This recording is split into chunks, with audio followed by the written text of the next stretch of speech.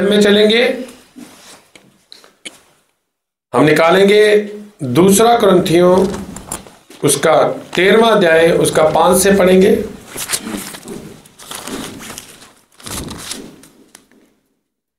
अपने आप को परखो कि विश्वास में हो कि नहीं। अपने आप को जांचो, क्या तुम अपने विषय में ये नहीं जानते कि यीशु मसीह तुम में है, नहीं तो तुम जांच में निकम्मे निकले हो। आमीन। आइए हम प्रार्थना करेंगे। स्वर्गीय पिता प्रभु यीशु मसीह अपने वचन के पढ़े जाने पर सबको बरकत दे, सबको आशीष दे।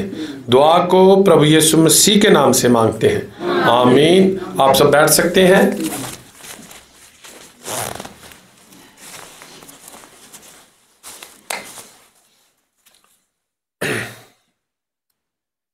और भाइयों ने बहुत बढ़िया गीत गाए कि समय हो रहा है खत्म, दुल्हन अब जाने को है।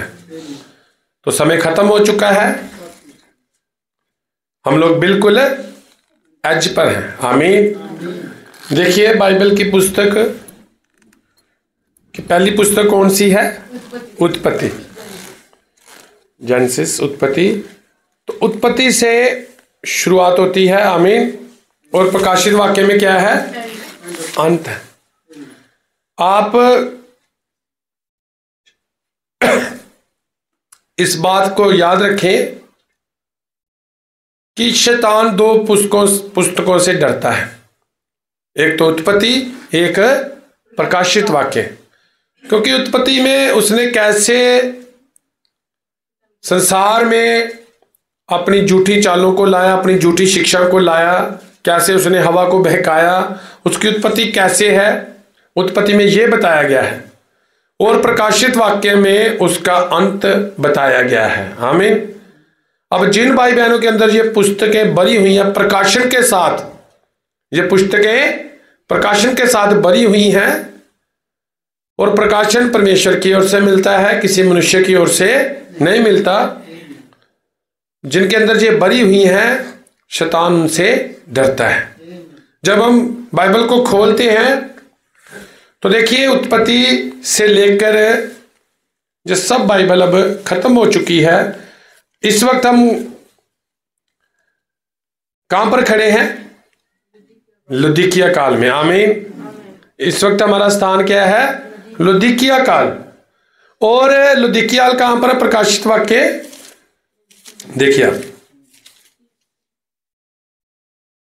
3 के यहां तक, ये है लुदीकिया काल, आमीन। इतनी बाइबल, इतना टाइम खत्म हो चुका है। उत्पत्ति से लेकर यहां तक का टाइम खत्म हो चुका है। अब ये हिस्सा बचा लुदीकिया काल के बाद दुल्हन का रैप्चर हो जाएगा।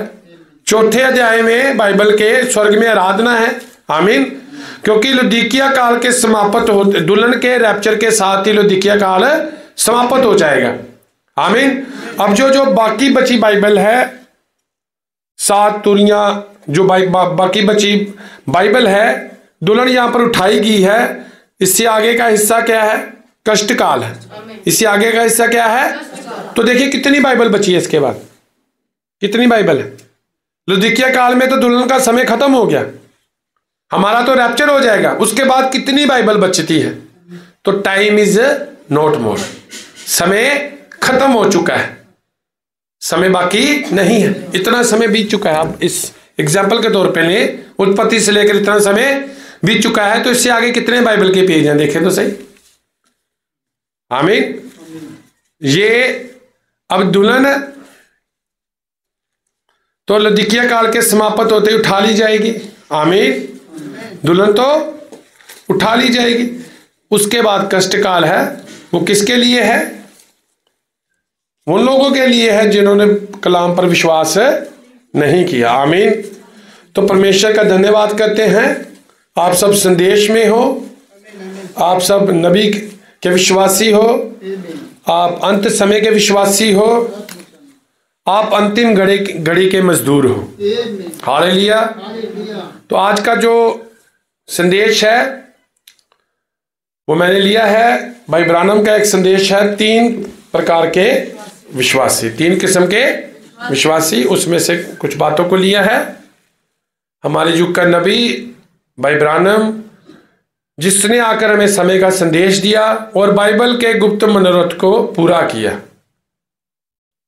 हमने पढ़ा 2 कुरिन्थियों 13:5 पढ़ा हमने, और उसमें हमने पढ़ा अपने आप को परखो। फिर से पढ़ेंगे हम, अपने आप को परखो कि विश्वास में हो कि नहीं, अपने आप को जांचो, क्या तुम अपने विषय में ये नहीं जानते कि यीशु मसीह तुम में है, नहीं तो तुम जांच में निकम्मे निकले हो। आज का जो मेरा विषय है, अपने आप को परखो। अपने आप को परखो कि आपका विश्वास किस स्तर का है, किस स्तर का है, किस श्रेणी का है। क्योंकि हमारे युग के नबी ने बाइबल में से विश्वासियों की 3 श्रेणियों के बारे में अपने मैसेज 3 किस्म के विश्वासियों में बताया है। बाइबल में से 3 श्रेणियों के बारे में, विश्वासियों की 3 श्रेणियों के बारे में बताया है। हमें देखना होगा कि हम कौन सी श्रेणी के विश्वासी हैं, हम कौन सी श्रेणी के विश्वासी हैं। समझ रहे आप मेरी बात को? तो आज हमें अपने विश्वास की परख करनी होगी, हमें अपने आप को जांचना होगा। जांचने के लिए सबसे बेहतर तरीका क्या है? ये वचन ही है, इसके अलावा और कोई तरीका है ही नहीं। ये वचन आईना है, अपने आप को वचन के आगे रखें, अपने आप को जांचें कि आपका विश्वास किस श्रेणी का है। आमीन। देखिए, जब तक प्रभु यीशु मसीह ने बड़े बड़े अद्भुत काम किए, बीमारों को चंगा किया, दुष्ट आत्माओं को निकाला, स्वर्ग से भोजन उतरा, 5000 लोगों को खिलाया, 4000 लोगों को खिलाया, अंधों को आंखें दी, कोढ़ियों को शुद्ध किया, मुर्दों को जिंदा किया, तो लोग उसके साथ बने रहे। लेकिन जैसे ही उसने वचन का प्रचार करना शुरू किया, जैसे ही उसने ये बात कही कि मेरा मांस खाने की वस्तु, लहू पीने की वस्तु है, मैं स्वर्ग से उतरी रोटी हूं, मैं और पिता एक हैं, जिसने मुझे देखा पिता को देख लिया। आमीन, हालेलुया। मैं मनुष्य को, पुत्र को तुम आसमानों में जाते देखोगे। आमीन, हालेलुया। तो जब प्रभु ने ऐसी बातें की तो बहुत से लोग छोड़ गए, वो इन बातों को सहार नहीं सके, सह नहीं सके। उन्होंने कहा ये तो एक आम सा नॉर्मल सा बंदा है, ये एक तो अब नॉर्मल सा बंदा, ये कैसी बातें कर रहा है। आमीन। तो देखिए, बहुत से लोग वहां पर से पीछे चले गए। और बराई ब्रानम ने बताया कि ये इन विश्वासियों की 3 श्रेणियां बाइबल में बताई गई हैं। इन विश्वासियों की 3 तरह की श्रेणियां बाइबल में बताई गई। चर्च में ये 3 प्रकार के विश्वासी होंगे ही होंगे। चर्च में ये 3 प्रकार के विश्वासी एक साथ होंगे, एक साथ होंगे। पहला कौन सा है? विश्वासी। दूसरा है अविश्वासी, और तीसरा है नकली विश्वासी। डोंगी विश्वासी, चालाक विश्वासी, या नकली विश्वासी भी आप कह सकते हैं। तो पहली कौन सी कैटेगरी बताई भाई ने? विश्वासी की। और दूसरी अविश्वासी की, और तीसरी डोंगी विश्वासी की। आमीन। देखिए, विश्वासी का चालाक होना, पढ़े लिखे होना, धनी होना, सुंदर होना, अच्छा ठीक है, इन बातों का होना विश्वासी के लिए जरूरी नहीं है। विश्वासी के अंदर सुनाए गए वचन पर विश्वास करना जरूरी है। आमीन। क्योंकि विश्वास किससे आता है? सुनने से आता है। और सुनना किसमें से है? परमेश्वर के वचन से सुनना है। जब लिखित वचन, आमीन, जब जो लिखा हुआ आपको पवित्र आत्मा की समर्थ के द्वारा बताया जाता है, प्रकाशन के द्वारा बताया जाता है, तो उसको मानना विश्वासी का क्या है? काम है। विश्वासी कभी भी टाल मटोल नहीं करता, विश्वासी सवाल नहीं करता, विश्वासी कभी भी बात का बतंगड़ नहीं बनाता, वचन का मखौल मजाक नहीं उड़ाता, वो वचन के आगे घुटने टेकता है। आमीन, हालेलुया। ये विश्वासी के क्या है? गुण है। वो कभी भी वचन से भागता नहीं है। देखिए, बूढ़ा पिलातुस, जिसने कहा कि मैं इस मनुष्य में कोई दोष नहीं डालता, जब यीशु मसीह को क्रूस पर चढ़ाया गया तो उसने कहा इस मनुष्य के अंदर मैं कोई दोष नहीं देखता, आज मुझको अधिकार है एक मनुष्य को छोड़ने का, तो क्या मैं यीशु को छोड़ दूं? तो लोगों ने कहा तुम यीशु को मत छोड़ो, तुम किसको छोड़ दो? डाकू बरअब्बा को छोड़ दो। किसको छोड़ दो? बरअब्बा को छोड़ दो। और आज वो डाकू वाला आत्मा लोगों ने कहकर मांगा हुआ है, इसलिए हर जगह आपको डाकू ही मिलता है, क्योंकि संसार ने उसको कहकर लिया है कि हमें कौन छोड़ दो हमारे लिए? बरअब्बा। डाकू को छोड़ दो, तो आज हर जगह आपको डाकू ही मिल रहे होंगे। आमीन। लोग लूट रहे हैं क्योंकि कहकर लिया हुआ ये आत्मा है। तो देखिए, पिलातुस पूरी रात जागता रहा, भागता रहा। यीशु को क्रूस देने के बाद अपने हाथों को धोता रहा होगा कि मेरे हाथों में यीशु का लहू है, मेरे हाथों में यीशु का लहू है। वो तड़पता रहा, रोता रहा, हाथ धोता रहा बार बार। तो लेकिन वो उससे निजात नहीं पा सका। उसने कुएं में छलांग लगाकर अपनी जान दे दी। आज भी प्रभु मुझको क्षमा करे, स्विट्जरलैंड में वो कुआं है, जहां तक मैंने सुना है, अगर कोई गलती है तो मैं माफी मांगता हूं। उस कुएं का पानी एक दिन है कोई ऐसा साल में अपने आप ऊपर आ जाता है। जिस दिन लोग कहते हैं कि पिलातुस ने उस पर उसके अंदर छलांग लगाई थी, तो पिलातुस उस लहू को छिपा नहीं सका, उसको धो नहीं सका। आज वो लहू आपके हाथों में है, वो वचन है। वो क्या है? वचन। आप इसको निकाल नहीं सकते। एक ही तरीका है, इसके आगे घुटने टेक लो। आमीन। समझे आप इस बात को? प्रभु आपको आशीष दे। आप वचन को हटा नहीं सकते। एक ही तरीका है सिर्फ, इसके आगे घुटने टेक लो, इसकी आज्ञाकारी करो। आमीन। तो लिखा है, हम जल्दी करेंगे। विश्वासी 3 किस्म के भाई ब्रानम ने बताए हैं। ये कितने किस्म के बताए हैं? जिस समय ये तीनों श्रेणियां अलग हो रही थी, यीशु ने वचन कहा, वहां पर तीनों श्रेणियां इकट्ठी थी। ये तीनों इकट्ठी थी। कहां पर? यूहन्ना 6:49 से पढ़ेंगे हम। अब देखना, ये तीनों इकट्ठे रहते हैं, ये तीनों एक चर्च में इकट्ठे होंगे। यूहन्ना 6:49 से कितनी?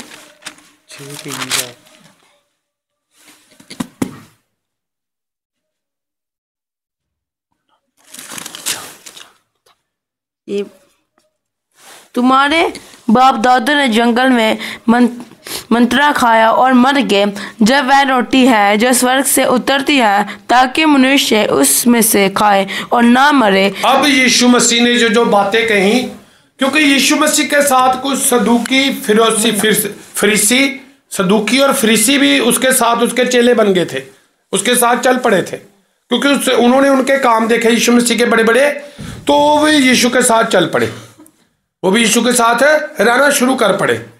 अब वो भी देख रहे थे प्रभु के अद्भुत काम, तो बड़ी जय जयकार करते होंगे, यीशु मसीह की आराधना करते थे वो, यीशु मसीह के साथ सब कुछ कर रहे थे, वो भी सब कुछ कर रहे थे। लेकिन जब यीशु मसीह ने वचन प्रचार किया कि तुम्हारे बाप दादाओं ने तो स्वर्ग से उतरा मन्ना खाया, अब स्वर्ग से कोई खाना गिरता हो, स्वर्ग से आसमान से मन्ना गिरता था, वो उसे खाते थे, तो कहता वो तब भी मर गए, लेकिन मैं जीवन की रोटी हूं, जो मुझ में से खाएगा वो मरेगा नहीं, वो मरेगा नहीं। अब यीशु मसीह ने एक प्रकाशन की बात कही कि आदि में वचन था, वचन परमेश्वर के साथ था, और वचन देह में प्रकट हुआ, और वचन ही परमेश्वर था। आमीन। तो उसने कहा जो मेरे मुंह के शब्द, जो मैं वचन बोल रहा हूं, जो इनको खा लेगा, जो अपने अंदर ले लेगा, आमीन, जो इनको खा लेगा, जो इनको पी लेगा, उसने कहा ये वचन मेरी देह है, ये वचन मेरा लहू है, उसने ये बात कही थी। तो आगे लिखा हुआ कि यीशु मसीह ने कहा मेरा मांस खाने की और मेरा लहू पीने की वस्तु है। इस पे से कुछ सदूकी फरीसी, आमीन, इस बात कुछ लोग, आगे पढ़ेंगे, हम पढ़ेंगे, जल्दी पढ़ेंगे थोड़ा। जीवन की रोटी जो स्वर्ग से उतरी मैं हूँ, यदि कोई इस रोटी में से खाए तो सर्वदा जीवित रहेगा, और जो रोटी मैं जगत के जीवन के लिए दूंगा वह मेरा मांस है। इस पर यहूदी ये कहकर आपस में झगड़ने लगे, ये मनुष्य कैसे हमें अपना मांस खाने को दे सकता है? यीशु ने उनसे कहा, मैं तुमसे सच सच कहता हूँ कि जब तक तुम मनुष्य के पुत्र का मांस ना खाओ और उसका लहू ना पियो, तुम में जीवन ही नहीं है। और वो चेले 3 श्रेणियों के लोग यहां पर उसके साथ हैं। ये कौन सी श्रेणी आपके सामने क्लियर होगा? 3 प्रकार के विश्वासी उसके साथ खड़े हैं इस जगह पर। जो श्रेणियां मैंने आपको बताई हैं, एक विश्वासी भी उसके साथ खड़े हैं, अविश्वासी भी वहां पर हैं, और ढोंगी विश्वासी भी वहां पर ही है।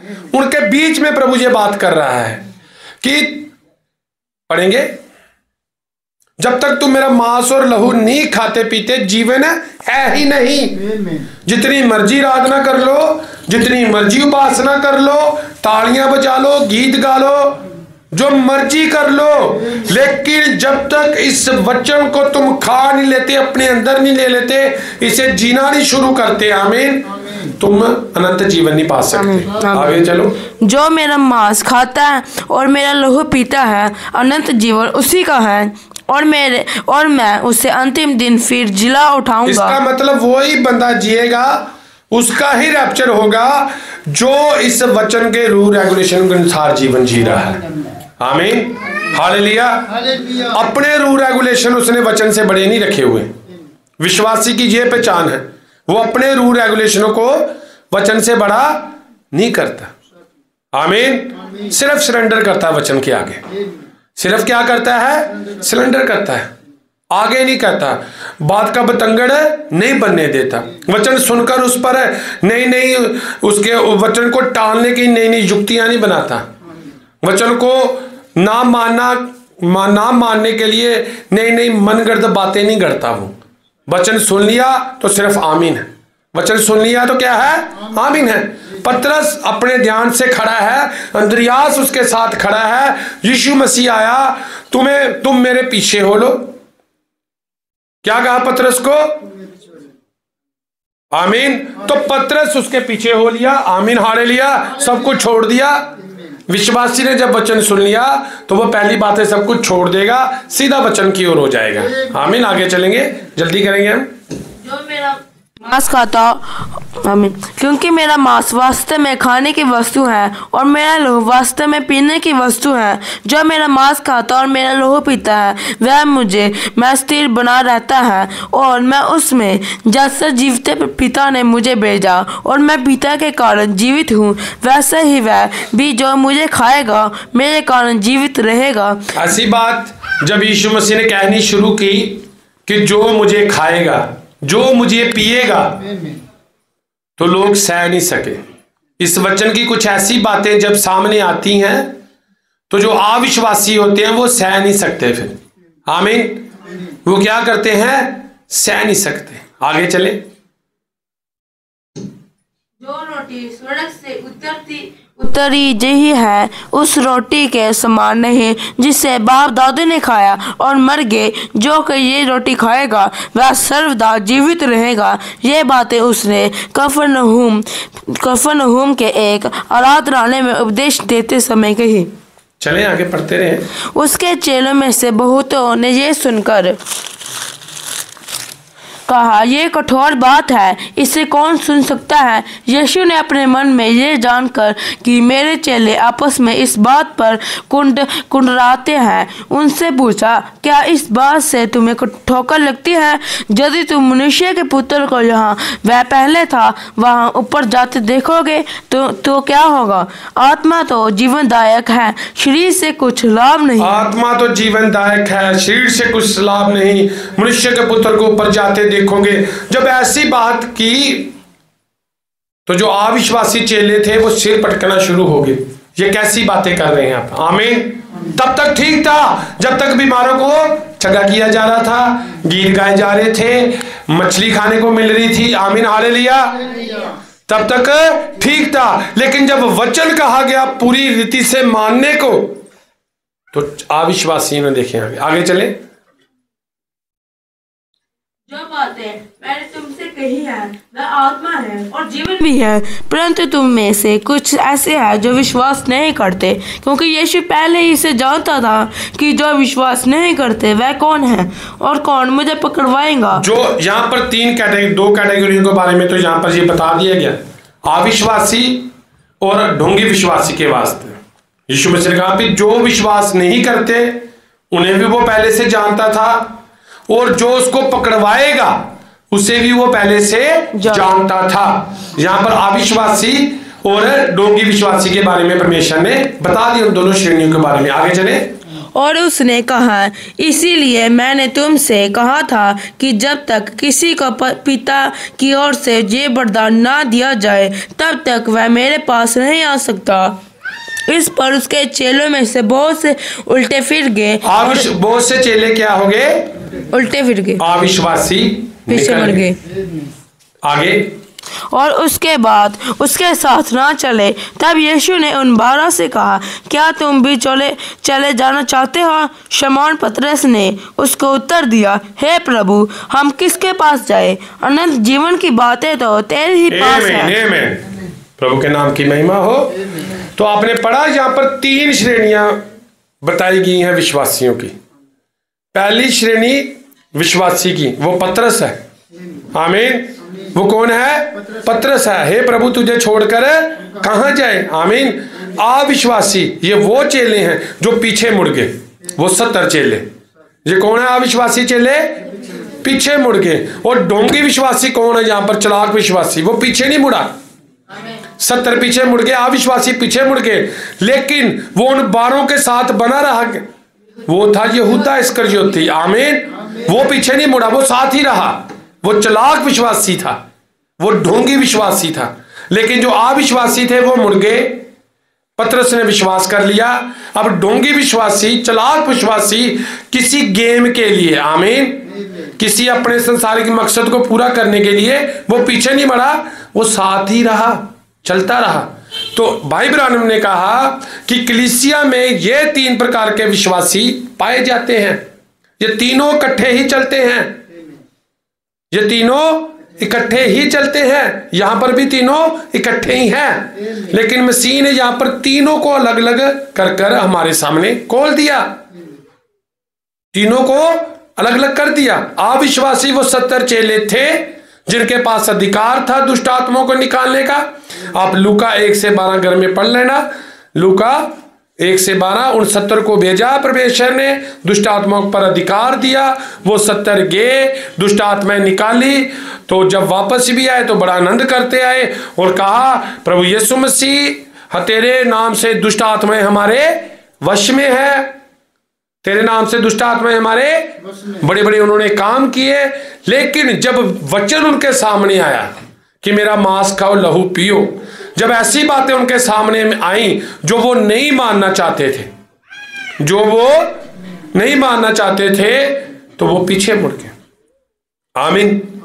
तब वो क्या हो गए? पीछे मुड़ गए।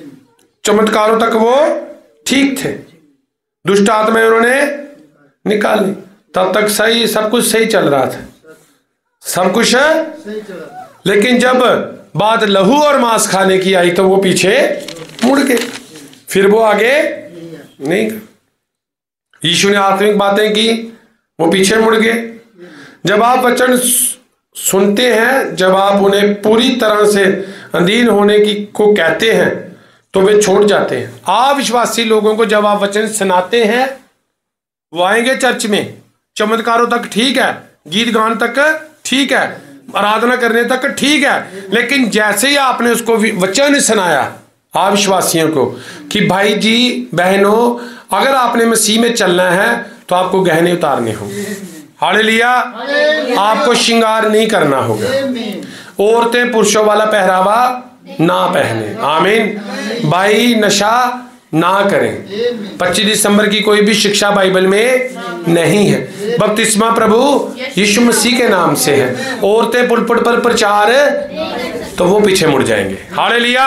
ये अविश्वासी लोग बाइबल में ठहराए हुए हैं, इनकी ये पहचान है। ये तब तक आराधना करेंगे जब तक इनको चंगा लगता रहेगा कि अब तक तो ठीक चल रहा है, बिल्कुल सब कुछ क्या चल रहा है, ठीक चल रहा है। लेकिन जैसे ही मेरा मांस खाओ, मेरा लहू पियो, तो वापस, आमीन, तब क्या हो जाएगा? फिर बातें बनानी शुरू हो जाएंगी। मेरे साथ उस चर्च में जाओ, वहां पर मैं तुम्हें दिखा दूंगा, या दिखा दूंगी। एक बहन प्रचार कर रही है, बहन ने पूरा श्रृंगार भी किया होता है और बहन में पवित्र आत्मा भी आता है, दुष्ट आत्माएं भी निकलती हैं वहां की गवाही सुनना जाकर। हालेलुया। ऐसी बातें, और बड़ी बड़ी चर्चा वो, आमीन, बहुत बड़ी, कैन की भी बहुत बड़ी चर्च थी। हालेलुया। कैन की भी बहुत बड़ी चर्च थी। कैन ने भी सोचा कि परमेश्वर तो सुंदर है, परमेश्वर क्या है, सुंदर है। और कैन ने बड़ा दिमाग लगाया, कैन ने बड़ा दिमाग लगाया और कहा जो इतना सुंदर है उसके लिए सुंदर बेटे लेकर जाऊंगा। और बाइबल में सुंदर कौन था? शैतान था। कैन का परमेश्वर कौन था? शैतान था। आमीन हालेलुया।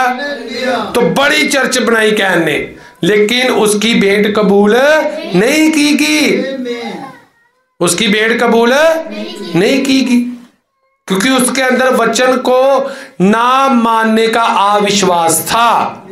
हालेलुया। तो सुंदर बेटे, सुंदर तो शैतान है, आकर्षक कौन है?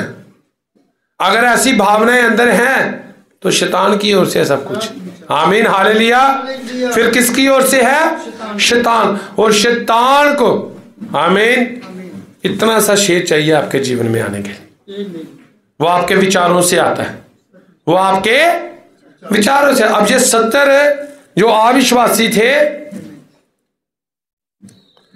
ये बस गलती की तलाश में थे, जो कोई ऐसी बात की तलाश में थे कि कोई बात आए और हम बात को पकड़े और यीशु को छोड़ दें, यीशु को छोड़ दें, अलग हो जाए। और उन्होंने यही किया, इन्होंने यही किया। लेकिन जो विश्वासी हैं वो अय्यूब के समान है, वो पतरस के समान है, वो दानियल के समान है, वो अब्राहम के समान है। विश्वासियों की उदाहरण है बाइबल में। अब्राहम को 75 साल का, सारा 65 साल की। अब्राहम तू अपना बेटा देखने पाएगा, तेरा कुल बढ़ेगा। अब अब्राहम जो 75 साल का, सारा 65 साल की है। हालेलुया, आमीन। जब डॉक्टर के पास जाते होंगे, कोई बात करते होंगे, मैं बाप बनने वाला हूं, वो कहते हो कि मैं मां बनने वाली हूं, लोग हंसते होंगे, लोग मजाक उड़ाते होंगे, लेकिन उन्होंने विश्वास किया 25 साल। और विश्वास करने वाले के लिए सब कुछ हो सकता है। हालेलुया। दानियल देखिए 68 साल वो कहां रहा? गुलामी में रहा, राजा नबूकदनेस्सर के वहां। आमीन हालेलुया। गुलामी में रहा, लेकिन फिर भी वो विश्वासी रहा। उसके पास कोई चर्च नहीं थी। आमीन। उसके पास कोई संगति नहीं थी, उसके पास कोई संगति नहीं थी, लेकिन उसके पास यिर्मयाह नबी की पुस्तक थी। आमीन। यिर्मयाह नबी की भविष्यवाणी की पुस्तक थी। वो जानता था एक ही परमेश्वर है और वो परमेश्वर यहोवा परमेश्वर है। आमीन हालेलुया। संत पौलुस को देखें, विश्वासियों की उदाहरण बता रहा हूं मैं आपको। जैसे आग के खंभे को देखा तो समझ गया ये वही आग की झाड़ी है। आमीन। जो मूसा को मिली थी, क्योंकि वो यहूदी था, वो जानता था परमेश्वर ने आग में से, आग की झाड़ी में से मूसा से बात की है, तो वो समझ गया ये सचमुच कौन है? परमेश्वर है। और जब उसने आवाज सुनी यीशु, तो उसने कहा ठीक है। उसने उसी वक्त मान लिया कि पुराने नेम का यहोवा, नए नेम का यीशु मसीह है। आमीन। यहां पर यह बात क्लियर होती है कि पुराने नेम का यहोवा, नए नियम का यीशु मसीह है। क्योंकि उसने क्या कहा? आग की झाड़ी में से मैं परमेश्वर मूसा से बात की। तो जब संत पौलुस जो यहूदियों की रीति के अनुसार, उस व्यवस्था के अनुसार भक्ति करता था परमेश्वर की, जब उसने आके खंबे को देखा, उसमें से आवाज देखी, तो वो समझ गया कि सचमुच यहोवा परमेश्वर ही यीशु मसीह है। आमीन हालेलुया। तो उसने कहा हे प्रभु, उसने सब कुछ छोड़ दिया। आमीन हालेलुया।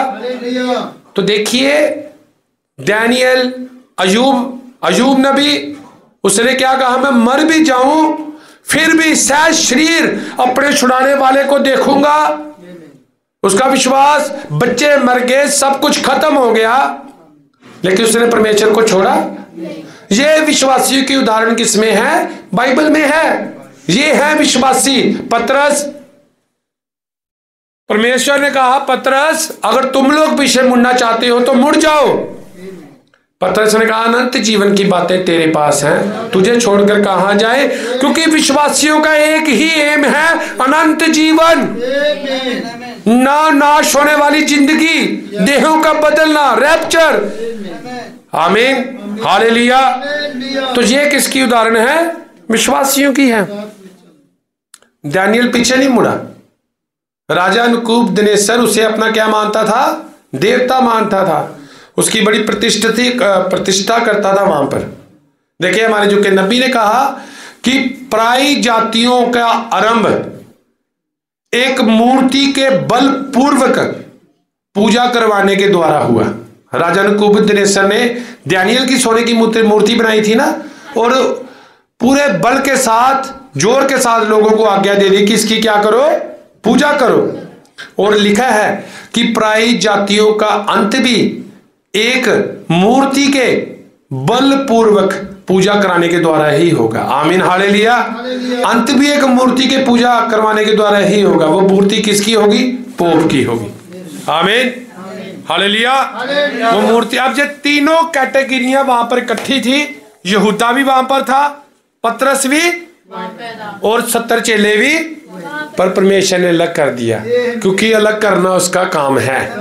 उसने बाइबल को शुरुआत में क्या कहा? हालेलुया। उसने रोशनी को अंधेरे से अलग किया, और प्रकाश को क्या कहा? ये अच्छा है। हालेलुया। उसे प्रकाश अच्छा लगता है। और देखिए जो विश्वासी है वो पहचान जाता। पौलुस ने पहचाना आग के खंभे को। आज भी लोग आग की पूजा कर रहे हैं। आज भी लोगों के अंदर ये बात है। पारसी लोग आग की पूजा करते हैं, और भी कल्चर में आप देखें जोते जलाते हैं। उनको है कि आग की पूजा कर रहे हैं, पर विदाउट प्रकाशन के। आमीन, हालेलुया। क्योंकि कहीं ना कहीं दिमाग में ये बात है, आग की झाड़ी, द पिलर ऑफ फायर, आग की जीभें। आमीन। लेकिन ये आग बोलती भी है। इस आग का एक जीवन भी है, इसका एक नाम भी है, और वो नाम यीशु मसीह है। हालेलुया। हम लोग आग के आगे माथे नहीं टेकते, आगों के दीपक जलाकर नहीं रखते। हालेलुया। हम तो आग से भरे हुए हैं। आमीन। वो आग आप सबके अंदर है। आमीन, हालेलुया। तो ये है प्रकाशन के साथ भक्ति, वो है अंधेर की भक्ति। ठीक है। तो देखिए अविश्वासी चेले ये कह देते हैं, अविश्वासी लोग चर्च में आएंगे, उपासना करेंगे, आराधना करेंगे, बड़ी बड़ी बातें करेंगे। वो बंदा ऐसा हो गया, वो बंदा वैसा हो गया, आपसे फोन से बातें करते रहेंगे, बड़ा आनंद, अपने घर में बंदगी करवा सकते हैं, सब कुछ कर सकते हैं। लेकिन जैसे ही आपने वचन सुनाना ना उनको, आमीन, हालेलुया, भाग जाएंगे वो। ये अविश्वासियों की क्या है? पहचान है। फिर वो क्या कहेंगे? ये बात हमें पसंद नहीं है। जब बाइबल में लिखा हुआ है, आमीन, जब बाइबल में लिखा हुआ है, सच्चाई प्रकट है, और जानबूझकर जो नहीं मान रहा, वो जितनी बर्जी बड़ी कलीसिया का मालिक हो, वो अविश्वासी ही है। आमीन। इस बात को हमेशा आप याद रखना, वो अविश्वासी ही है। चाहे उसके पास हजारों लाखों की भीड़ हो, चाहे बड़े बड़े चमत्कार होते हो, चाहे वहां पर इतनी भीड़ हो। देखिए शैतान अट्रैक्शन में है, शैतान अट्रैक्शन में है। वो सब जिस आत्मा के दिन वो है, वैसे ही आत्मा के लोग वहां पर भी इकट्ठे होते हैं। वो भी वचन नहीं सुनना चाहते, क्योंकि संत पौलुस ने कहा खरा उपदेश लोग सुनना ही नहीं चाहते। आमीन, हालेलुया। तो जब यीशु मसीह ने ये बातें की तो अविश्वासी सैड हो गए, विश्वासियों ने पल्ला थाम लिया। लेकिन एक और कैटेगरी का विश्वासी जो कि यहूदा था, वो अविश्वासियों के साथ वापस नहीं गया, वो वहां पर ही बैठा रहा। किसके साथ बना रहा? यीशु के साथ ही बना रहा, उसने नहीं छोड़ा। क्योंकि वो किसके चक्कर में था? वो अपने मकसद को पूरा करने के इरादे से था। ये जो नकली विश्वासी है, ये ढोंगी विश्वासी होता है, इसका चर्च में आने का मकसद कोई आराधना करनी नहीं है, कोई वचन को महिमा देना नहीं है। इसका चर्च में आने का मकसद क्या है? अपने काम को सीधा करना। आमीन। अब यहूदा का मकसद क्या होता था? ये खजांची होंगे, बड़े बड़े बिजनेसमैन होंगे, आमीन हालेलुया, व्यापारी होंगे, आमीन। इनका एक ही मकसद होता है, अपने कामों को क्या करना, सीधा करना। जैसे यहूदा का एक ही टारगेट था, उसका ध्यान उस पैसे की किस पर लगा रहता था, थैली पर लगा रहता था। उसका ध्यान किस पर लगा रहता था, पैसे की थैली पर लगा रहता था। बस उसको ये होता था कि ये पैसे मैं संभाल लूं, आमीन। ये मौके की तलाश में होते हैं। ये किसकी तलाश में होते हैं, कि जल्द से जल्द आपको धोखा देकर अपना कोई फायदा सीधा कर ले, आमीन। लेकिन धन्यवाद करते हैं परमेश्वर का, जिसने हमारे युग का नबी भेजा, और नबी ने इन बातों को उसकी दुल्हन पर खोल दिया। आप चर्च में आते हैं, आप इन प्रकार की बातों से बचकर रहना आपका काम है, हालेलुया, क्योंकि ये बात आप पर खुल चुकी है, आमीन। वो अविश्वासी ही है जिसने सुनकर नहीं माना, आमीन। जो पीछे मुड़ गया वो अविश्वासी ही है। चाहे किसी मर्जी चर्च में जाकर बड़ा पास्टर भी बन जाए भाई, जो मर्जी बातें हो जाएं, संत पौलुस ने साफ कहा है, अगर इसे छोड़ कोई स्वर्गदूत भी तुम्हें सुसमाचार सुनाए कोई और, तो वो श्रापित ठहरे। जो वचन से भाग गए हैं वो श्रापित ही हैं, हालेलुया, आमीन। वो कौन है, वो श्रापित ही हैं, आमीन। उनके ऊपर प्रकाशन नहीं खुला, उन्हें प्रभु बोझ का पता नहीं चला। जिनके पास नबी रसूलों की नींव नहीं है वो मकान गिर जाएगा, क्योंकि संत पौलुस ने एक ही नींव रखी है, आमीन। एक ही नींव रखी है, और कोई नींव है ही नहीं, हालेलुया, और कोई नींव है ही नहीं। और देखिए चालाकी, ये ढोंगी विश्वासी ये पीछे नहीं मुड़ा, ये साथ ही चलता रहा, क्योंकि इसके ऊपर उन बातों का कोई असर नहीं था। जो चर्च में बैठे वचन नहीं सुन रहे होते, जो चर्च में बैठ के देख रहे होते हैं, कौन सा भाई बहन जिससे मैं अपना मतलब निकाल सकता हूं, आमीन। कौन सा ऐसा भाई बहन है जो मेरे फायदे में मुझे फायदा दे सकता है, हालेलुया। कौन ऐसा मनुष्य है जिससे मैं अपना काम सीधा करवा सकता हूं, आमीन। ये ऐसे लोग होते हैं। यहूदा इस्करियोती वाला इन पर आत्मा होता है। और यहूदा ने क्या किया था, प्रभु यीशु मसीह को 30 चांदी के सिक्कों में बेच दिया था। किस में बेच दिया था, 30 सिक्कों में बेच दिया, अपना काम उसने कर दिया। तो ऐसी बात करेंगे, ये विश्वासी जो ढोंगी विश्वासी हैं, ये आपको स्कीमें देंगे चर्च में, आपको पॉलिसियां देंगे चर्च में। ये इनका काम सिर्फ धन इकट्ठा करना है, हालेलुया। इनका काम केवल क्या है, धन इकट्ठा करना है। ये आपको नई नई पॉलिसियां देंगे, नई नई स्कीमें देंगे, भाई ये स्कीम है, ये स्कीम है, आमीन, हालेलुया। तो आपने इन तीनों को पकड़ना है, क्योंकि यीशु मसीह के साथ ये तीनों कैटेगरी के लोग रहते थे। यहूदा कहाँ था, यीशु मसीह के साथ था ना। पतरस कहाँ था, यीशु के साथ था। वो 70 किसके साथ थे, यीशु के साथ थे, आमीन, हालेलुया। और यीशु एक चर्च था, वो एक वचन था, आमीन। तो तीनों इकट्ठे चलते हैं। आपने अपने आप को जांचना है कि आप किस श्रेणी के हो। कभी किसी ने अपने आप को जांचा घर में जाकर कि मेरे काम कौन सी श्रेणी के हैं, मैं विश्वासी हूं कि अविश्वासी हूं कि मैं ढोंगी विश्वासी हूं, आमीन, हालेलुया। कभी किसी ने जांचा इस बात को, क्या आपने वचन के साथ स्टैंड लिया, क्या आपने इस वचन को प्राथमिकता दी, क्या अपने जीवन में इस वचन को पहल के आधार पर रखा, क्या परमेश्वर की आज्ञाकारी को आपने लहू और मांस उसका समझकर खाया, आमीन, हालेलुया।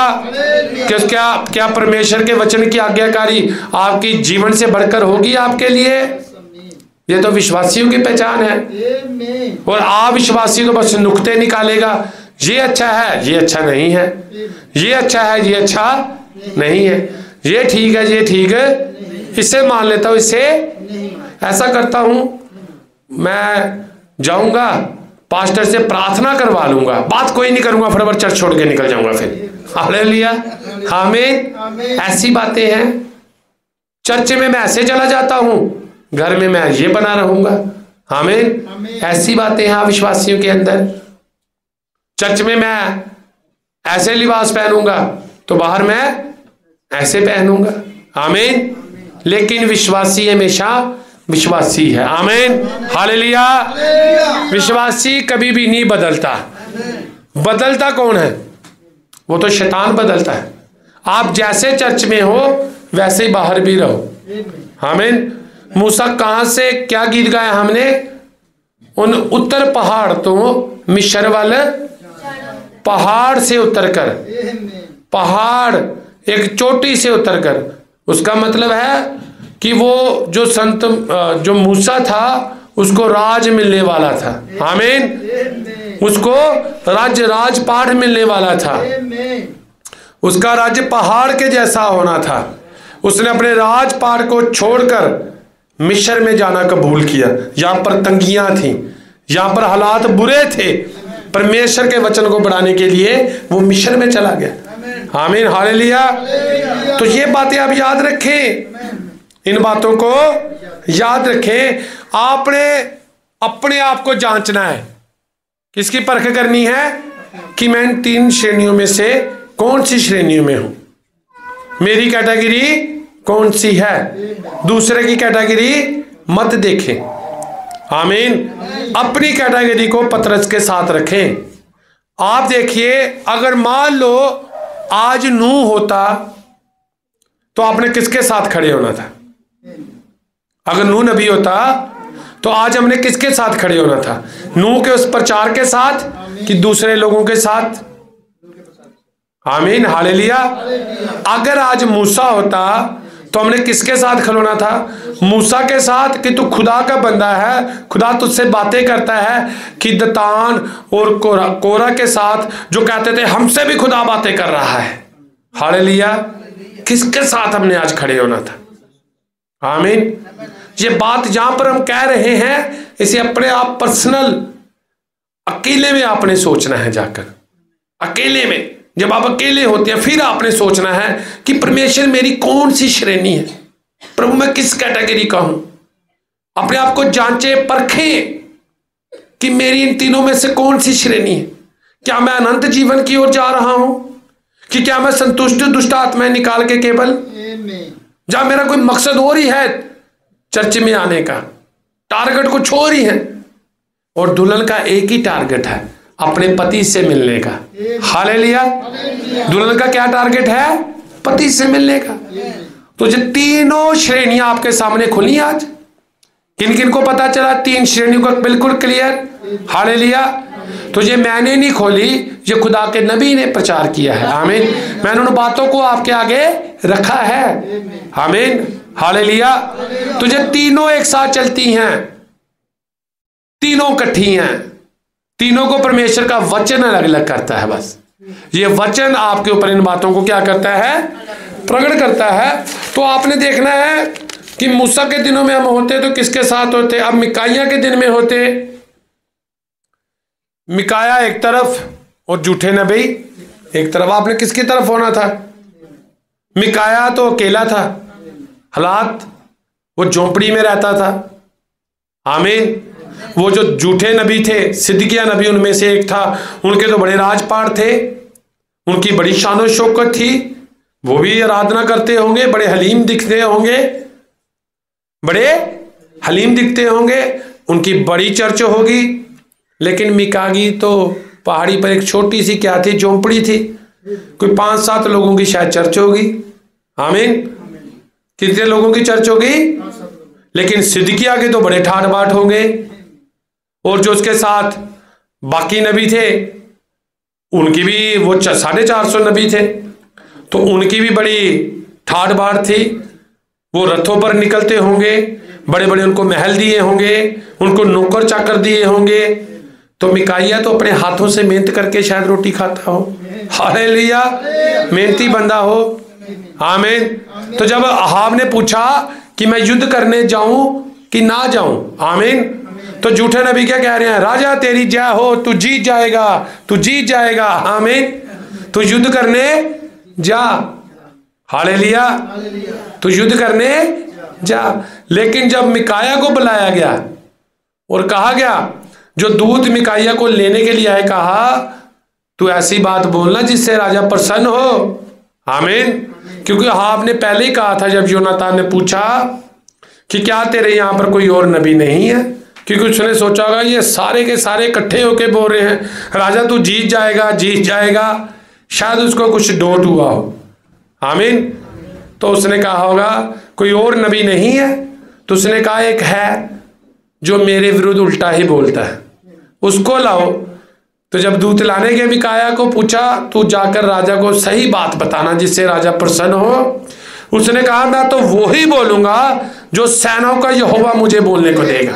हालेलुया, आमीन। तो वो डरा नहीं, उन्होंने राजा को देखकर, वो जेल को देखकर डरा नहीं, वो मौत को देख के डरा नहीं। उन झूठे नबियों में से सिदकिय्याह नबी ने उसको थप्पड़ मार दिया कर तुझसे परमेश्वर ज्यादा बातें करता है, मेरे से भी परमेश्वर ने बात की है। हालेलुया।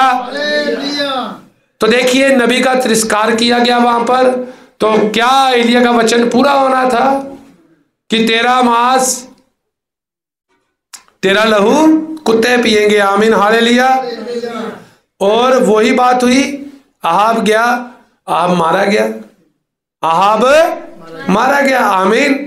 तो विश्वासी कभी भी पीछे नहीं डरता, उसके सामने वचन आ गया तो उसने मान लिया। उस बहनों को जो बहनें विश्वासी थी उनको जब कहा कि बहनें आपका श्रृंगार दिखावटी मत हो, तो उन्होंने आमीन कहा। हालेलुया। अविश्वासी छोड़कर चले गए, अविश्वासी छोड़कर चले गए। आमीन। तो ये बात तो पहले बाइबल में क्लियर की गई है कि वो 70 चले गए। हालेलुया। तो लेकिन जो विश्वासी थी वो आगे बढ़े गए। तो जो ढोंगी विश्वासी है, पखंडी विश्वासी है, वो अपना टारगेट सीधा करने के लिए कोई युक्तियां करते होंगे, लेकिन होगा क्या, अंत में नाश ही होना उन्होंने। हालेलुया। क्योंकि रैप्चर केवल विश्वासी का और दुल्हन का होना है, अनंत जीवन उसका है जिसने उसका मांस और लहू पिया है, जिसने उसका वचन जिया है और उसके वचन की आज्ञाकारी की है। आमीन। हालेलुया। अब ये वचन एक बीज है। ये वचन क्या है? अगर धरती पर कोई बीज डाले तो वो उगेगा ना। आमीन। जब ये वचन का बीज आपके अंदर डाला जा रहा है तो आपके अंदर भी ये वचन बढ़ना चाहिए, इसके फल लगने चाहिए।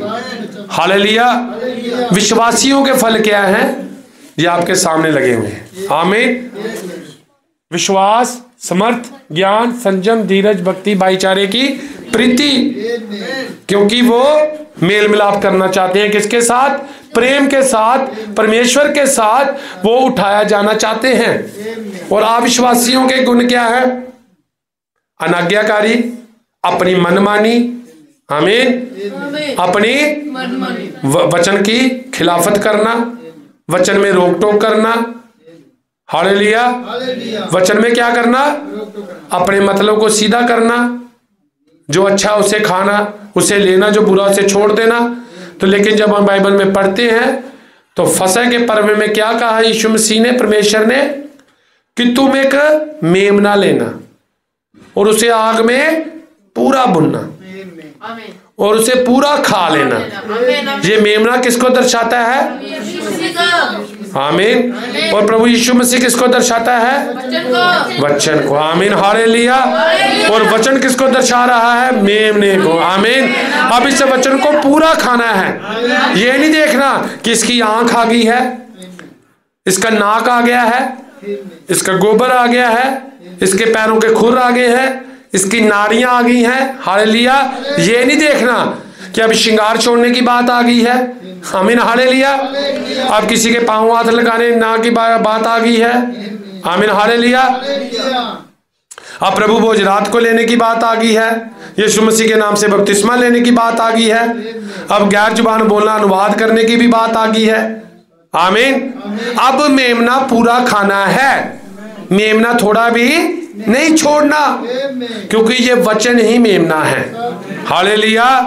इसलिए जो मेरा मांस खाता है और मेरा लहू पीता है, अनंत जीवन उसी का है, जो इस वचन को, अर्थात इस परमेश्वर की देह को, इस बाइबल की आज्ञाकारी के लिखतों को, उन लिखतों के आमीन हालेलुया।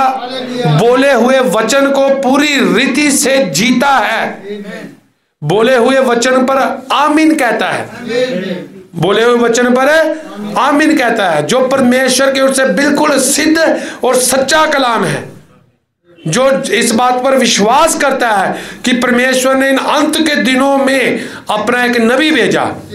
आमीन।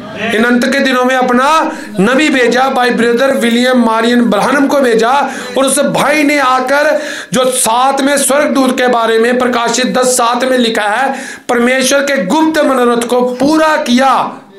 आमीन हालेलुया। जो इस रीति से विश्वास करता है, जो इस प्रकाशन से विश्वास करता है, रैप्चर केवल उसी का होगा। वो ही विश्वासी है जो बाइबल की हर लिखत पर विश्वास करता है, जो इस पर विश्वास करता है कि अगर चेलों को कहा गया कि तुम जाओ सारी कौमों को क्या बनाओ, चेला बनाओ, और उन्होंने पिता पुत्र पवित्र आत्मा के नाम से क्या दो, और फिर चेलों ने दिए क्यों नहीं? जो इस बात को सोचता है कि अगर चेलों को कहा गया, चेलों ने दिए क्यों नहीं, जो इस बात पर विश्वास करता है कि जब चेलों ने समर्थ पाई परमेश्वर के कहे अनुसार, तो वो जान गए कि पिता पुत्र पवित्र आत्मा कोई और नहीं, स्वयं प्रभु यीशु मसीह है। हालेलुया। जो इस रीति से बपतिस्मा देता है वो ही उठाया जाएगा। जो मनगढ़ंत बातें नहीं बोलता, विश्वासी केवल विश्वास करता है, वो ये नहीं बोलता भाई यीशु ने तो ऐसा कहा था, आमीन हालेलुया, तो यीशु ने तो भेद में बातें की थी, वो ये मानता है। आमीन हालेलुया। वो है विश्वासी, रियल सीड, जो वचन को जीता है, जो वचन के अनुसार है, जो हर बात पर आमीन कहता है, जो नूह की किस्ती के अंदर है, बाहर नहीं है, वो विश्वासी है। हालेलुया। जो परमेश्वर ने बोल दिया, जो इस बात पर विश्वास करता है कि यीशु मसीह जल्द आने वाला है, जो इस बात पर विश्वास करता है कि लुदीकिया काल के अंत में दुल्हन उठाई जाएगी, जो इस बात पर विश्वास करता है हमारी देह बदले जाएंगी, जो इस बात पर विश्वास करता है भाई ब्रैनम ही मलाकी 4 है, वो रियल सीड है, रैप्चर उसका होगा। और मैं विश्वास करता हूं आप सब रियल सीड हो। परमेश्वर आपको बरकत दे, प्रभु के नाम की महिमा हो। सब प्रार्थना करेंगे, सब प्रार्थना करेंगे, प्रभु के नाम की महिमा।